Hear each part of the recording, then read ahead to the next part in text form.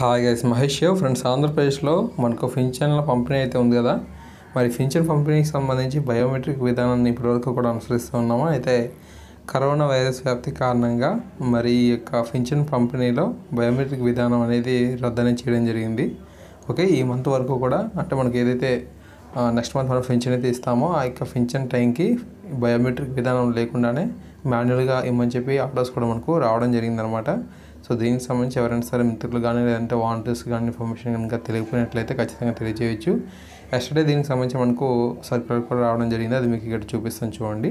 ఓకేనా, ఈ విధంగా అప్డేట్ అయితే ఉంది. పింఛన్ పంపిణీలో మీరు బయోమెట్రిక్ విధానం కాకుండా మాన్యువల్గా మీరు ఇవ్వచ్చు అనమాట.